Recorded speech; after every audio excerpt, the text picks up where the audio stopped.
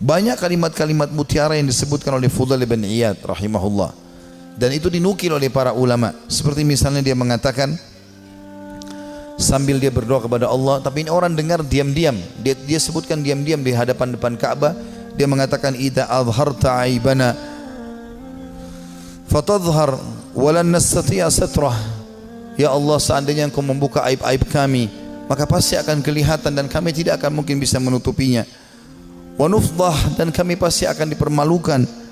Wa idza azharta a'malana fanuhlik bi'adzabik. Dan kalau seandainya Engkau memperlihatkan amal-amal kami, akhirnya orang jadi puji-puji kami, maka kami akan binasa dan kami akan kena hukuman-Mu. Kemudian dia juga menyebutkan dalam statementnya yang masyhur setelah dia taubat, kamu berhias untuk manusia, hai Fudail, berdandan untuk mereka, dan terus saja riya, pamer ibadah-ibadah sehingga mereka menilaimu saleh, mereka menunaikan kebutuhanmu, kemudian melapangkan tempat duduk untukmu dan bermuamalah denganmu karena mereka salah duga. Kamu buruk bila demikian adanya. Artinya orang-orang akan menilai kau seakan-akan kau itu orang soleh, padahal sebenarnya tidak, ya. Dia terus menasihati dirinya agar jangan sampai dia lalai.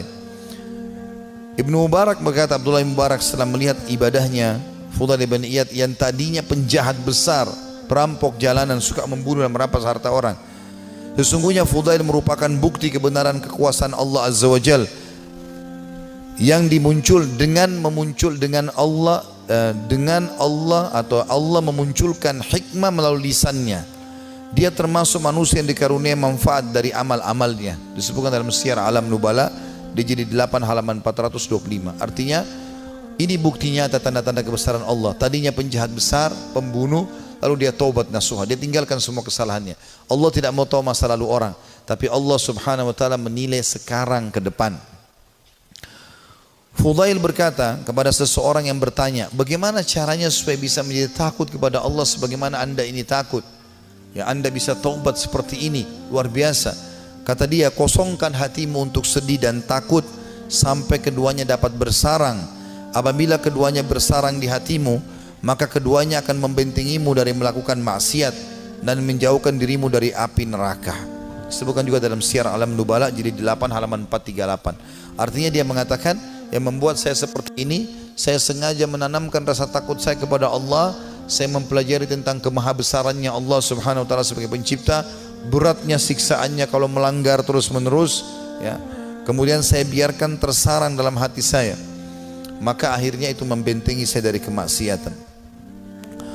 Dia juga berkata, sedih karena Allah di dunia menghilangkan keresahan di akhirat, dan terlalu gembira di dunia menghilangkan manisnya ibadah. Nah, artinya dia mengatakan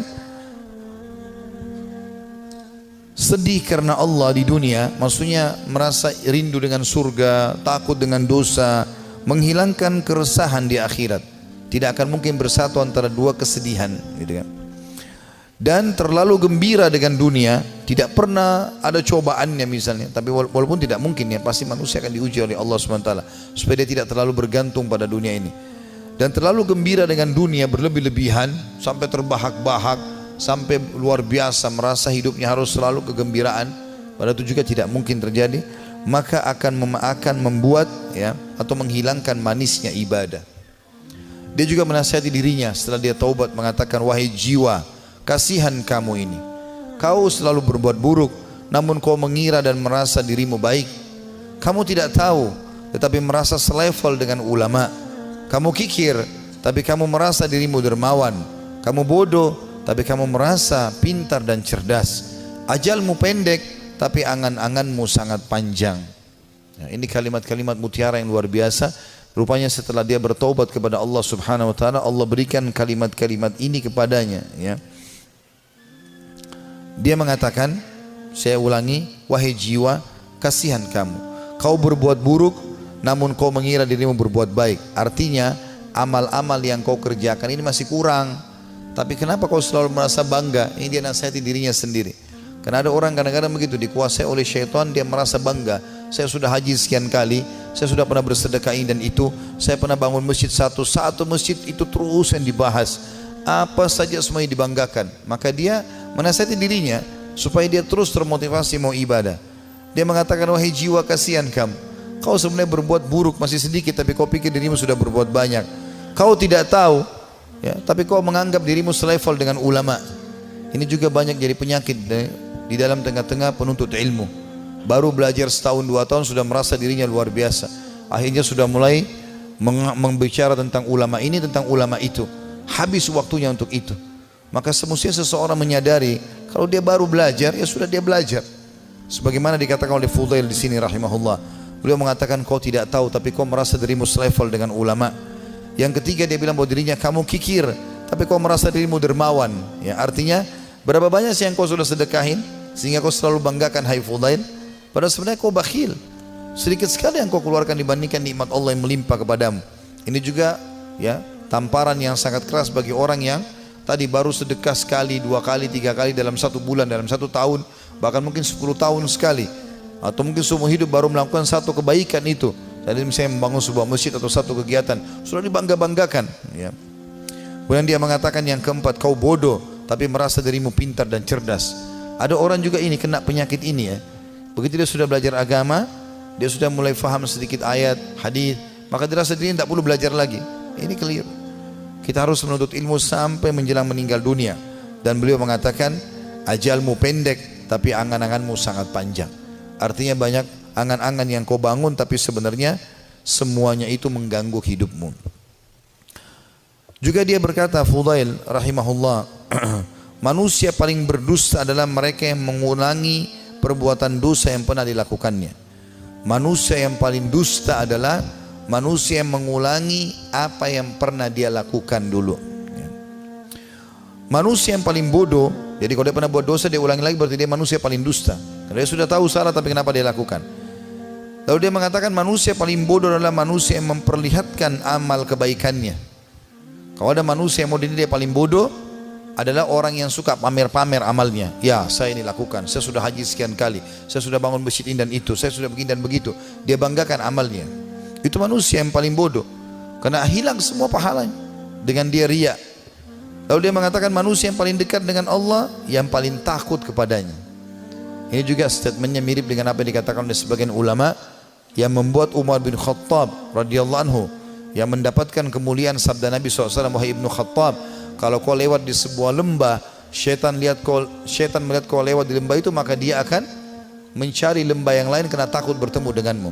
Kata ulama, syaitan takut dengan Umar bin Khattab, padahal Umar enggak melihatnya. Bertemu dengan Umar aja syaitan cari tempat lain. Jadi jangankan menggoda, jadi dia bahkan menghindar dari Umar, padahal Umar tidak melihatnya. Karena rasa takutnya Allah SWT kepada Allah. Karena rasa takutnya Umar bin Khattab kepada Allah Subhanahu Wa Taala. Jadi siapa yang takut kepada Allah, Allah akan buat ya seluruh makhluk takut kepadanya. Dan siapa yang tunduk kepada Allah, Allah juga tundukkan makhluk kepadanya. Ya, semua itu siapa yang cinta kepada Allah, Allah akan buat makhluk cinta kepadanya, dan seterusnya. Juga kata beliau, manusia tidak akan sempurna sehingga agamanya mampu mengalahkan nafsunya, dan manusia tidak akan binasa sehingga nafsunya mengalahkan agamanya. Ini statement yang mulia. Beliau mengatakan, kalimat ini penting untuk digarisbawahi teman-teman sekalian. Manusia tidak akan sempurna sehingga agamanya mampu mengalahkan nafsunya. Artinya ilmu yang dia pelajari itu menjadi patokan dan pegangan hidupnya, sehingga nafsunya diawasi oleh ilmunya. Karena ilmu agama itu mengawasi kita. Ilmu agama mengawasi kita. Kalau kita belajar agama, ilmu kita halal haramnya Allah seperti bodyguard. Kita mau makan, mau minum, mau mencari pendapatan, mau bergaul, agama akan mengatakan itu boleh atau tidak boleh. Maka orang yang sempurna adalah orang yang justru ilmu agamanya itu bisa mengontrol hawa nafsunya. Dan sebaliknya, orang yang binasa adalah orang yang nafsunya mengalahkan agamanya. Jadi dia pun tahu agama tapi tetap saja dikalahkan oleh agamanya sendiri. Dan ini semua adalah hal mendasar yang perlu digarisbawahi dari nasihat yang mulia. Ini kita bisa, ini sebagian kecil ya, banyak sekali statementnya, hampir semua buku tentang tazkiyatun nafs, ya, pensucian jiwa, tentang zuhud, ya, menginginkan akhirat, gitu kan, daripada dunia, masalah keimanan, ya, masalah penyesalan, itu selalu ada statementnya Fudail bin Iyad.